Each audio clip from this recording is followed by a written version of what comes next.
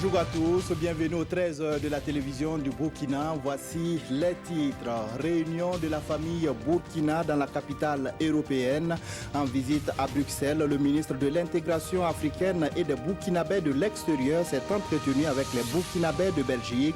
Les grandes questions de l'heure ont été abordées, notamment la lutte contre le terrorisme, les investissements dans l'économie nationale et la production de la carte nationale d'identité burkinabé au profit de la diaspora. Et puis les Algériens vont devoir patienter au-delà du 4 juillet pour élire le nouveau président de la République. Le Conseil constitutionnel a annoncé hier le report de l'élection présidentielle sans toutefois donner un nouveau calendrier pour la tenue du scrutin. Un acte destiné à revivifier le sentiment national, l'amour de la patrie et l'attachement aux valeurs de citoyenneté. Le Premier ministère, comme tous les premiers lundis du mois, a procédé ce matin à la montée des couleurs. Pour ce mois de juin, c'est avec les élèves de l'école Saint-Viateur que les agents de la primature ont chanté en chœur le Ditanien, les yeux rivés sur le drapeau national, le point de la montée des couleurs avec Adama Guiti et Zalissa Sanfo. Le Ditanien entonnait ici en chœur ce lundi matin au Premier ministère. Et il fait vibrer la fibre patriotique des élèves du lycée Saint-Viateur de Ouagadougou. Des invités spéciaux à ce rendez-vous mensuel.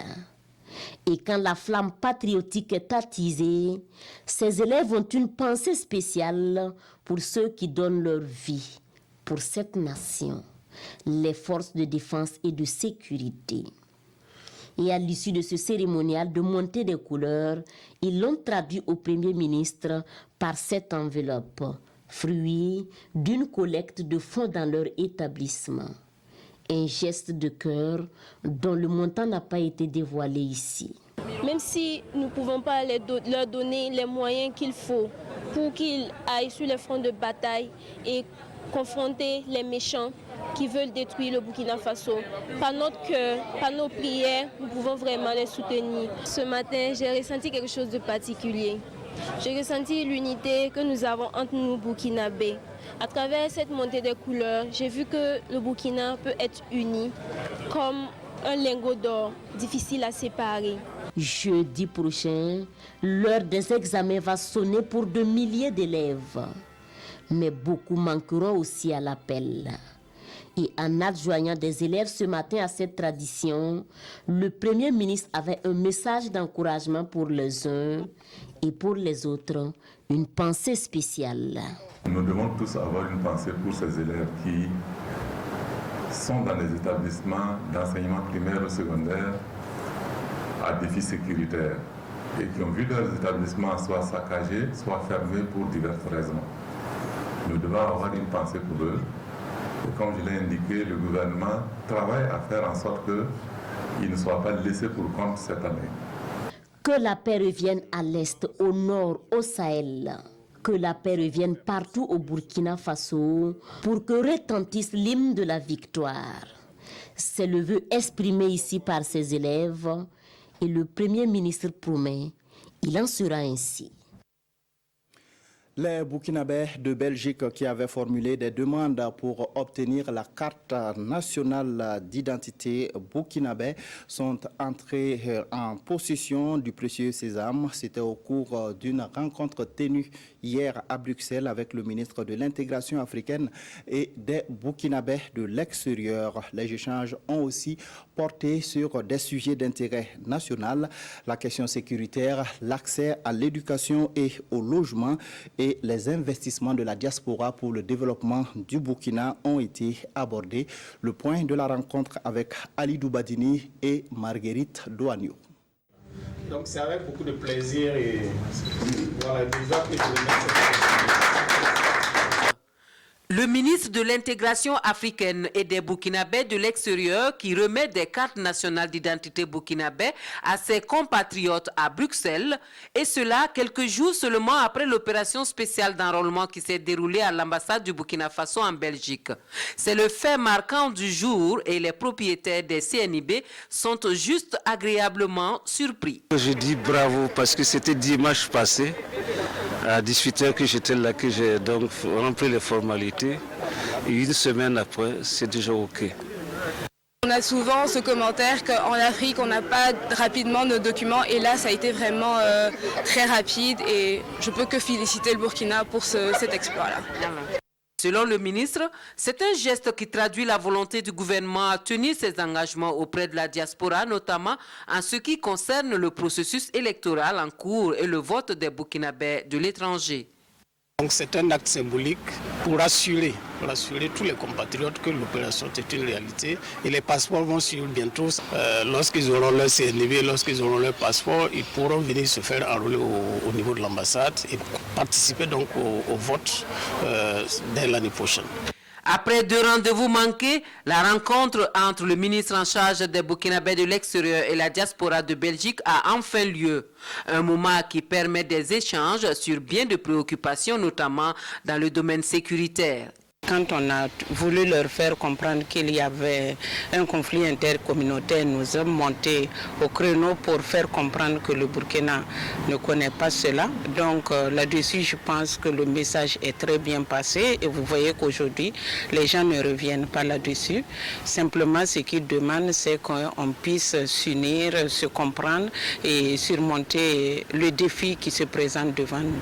L'éducation durement éprouvée par le terrorisme au Faso, le ministre en parle et se veut rassurant. Parce que lorsqu'on est à l'extérieur, on n'a que accès à certaines sources d'informations.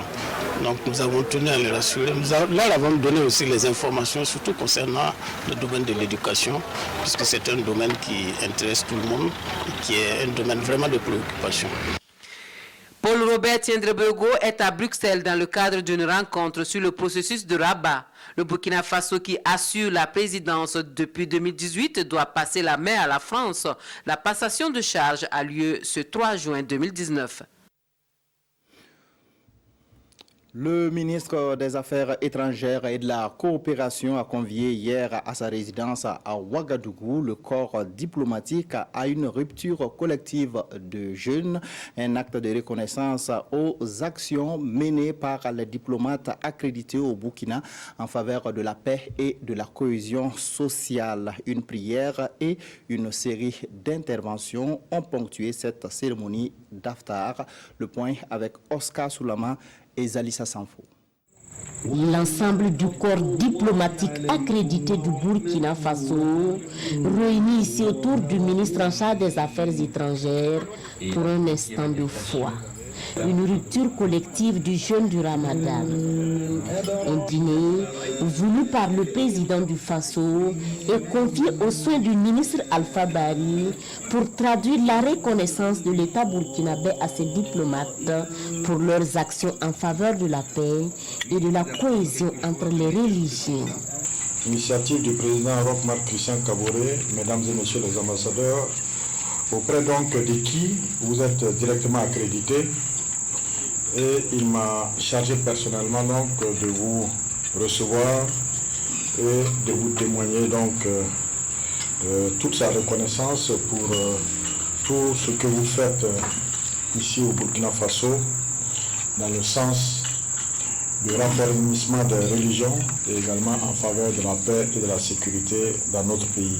Son Excellence Monsieur le ministre des Affaires étrangères nous reçoivent non seulement en tant que musulmans, mais il a eu également la sagesse d'inviter avec nous d'autres croyances. Et nous savons tous que le Burkina Faso est une mosaïque de croyances et que jusqu'à aujourd'hui, ces croyances, on peut vivre entre elles en bonne intelligence et en paix. Pour l'occasion, le ministre Alpha Bari a déploré les différentes attaques perpétrées à l'encontre de l'Église catholique ces derniers jours. Il a du même coup sollicité auprès des chefs religieux bénédictions et prières pour le retour de la paix au Faso.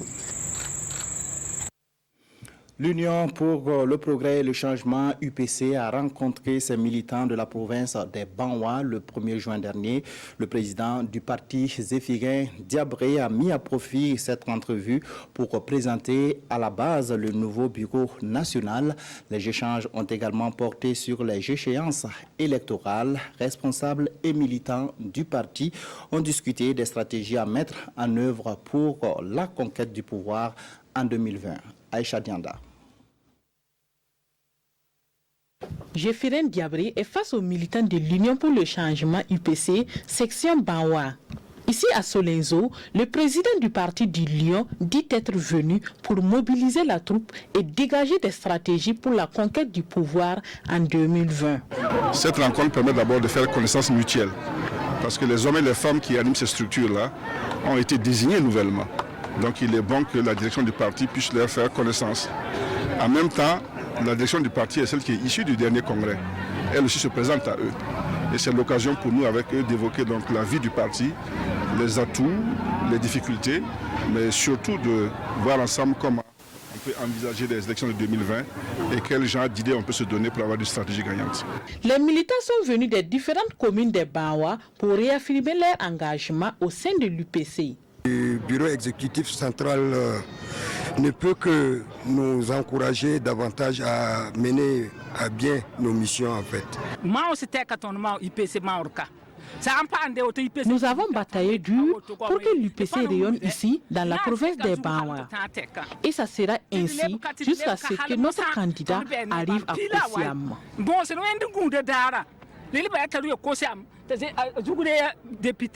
En marge de cette rencontre, la délégation du bureau national de l'UPC a rendu une visite de courtoisie aux autorités coutumières de la ville de Solenzo.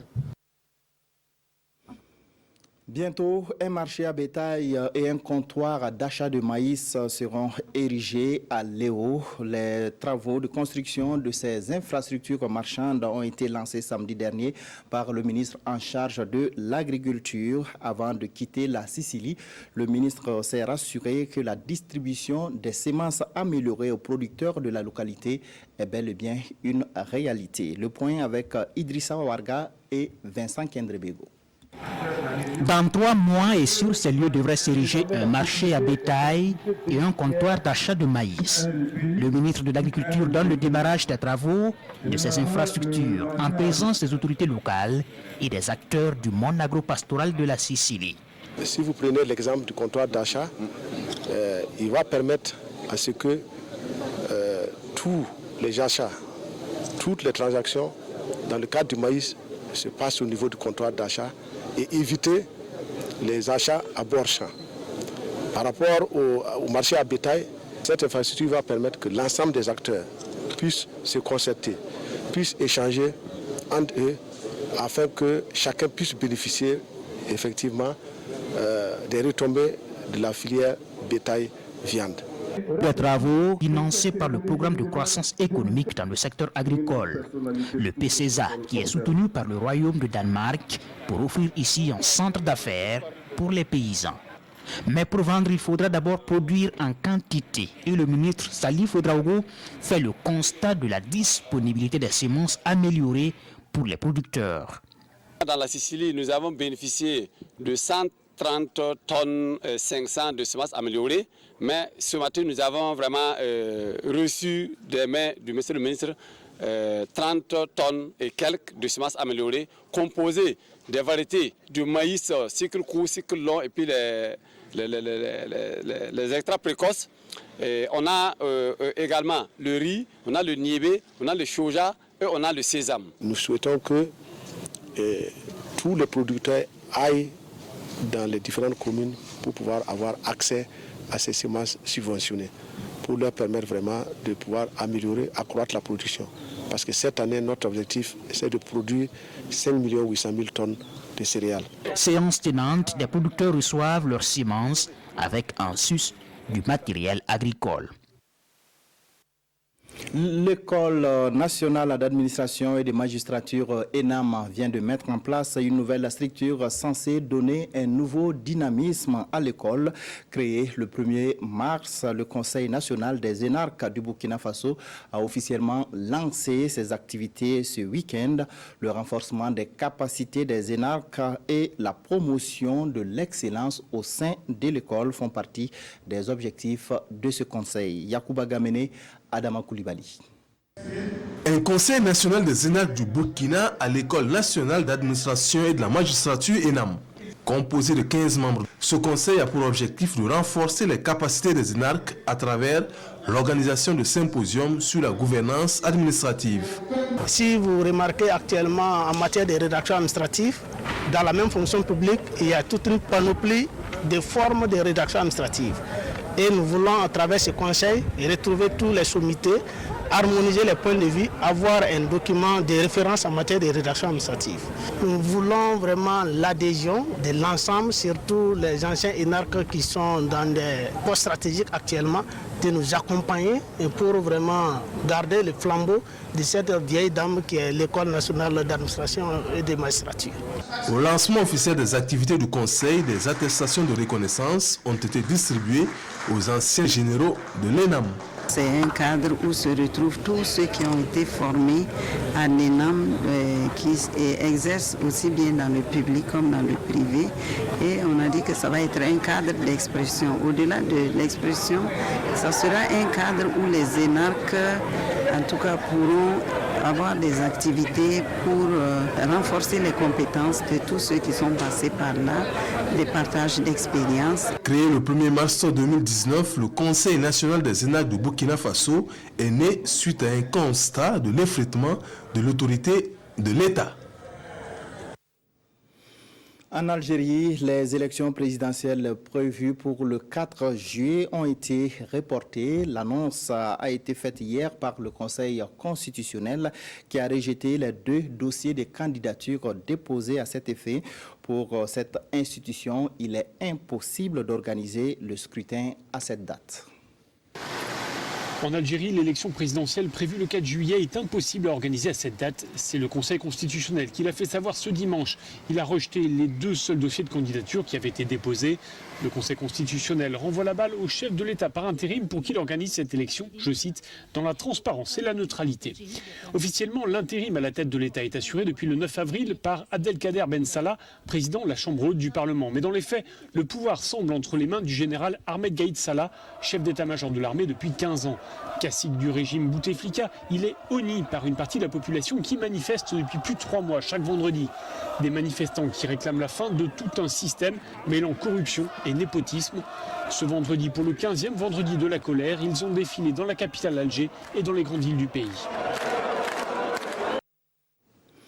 Et justement, donc, la situation politique en Algérie marquée par ce report de la présidentielle et la sortie médiatique de l'Alliance Police Nationale font le chou gras des journaux. Donc, de ce lundi, la revue de presse est signée Aimé Solange Guigman. Dans la presse du jour, le torchon brûle entre le DG et ses hommes d'après l'Alliance Police Nationale, indique aujourd'hui au Faso. Des flics remontés contre la hiérarchie, précise l'observateur Palga. Pour des détournements de fonds, signale le pays, mais surtout parce qu'ils se sentent abandonnés, dira le quotidien.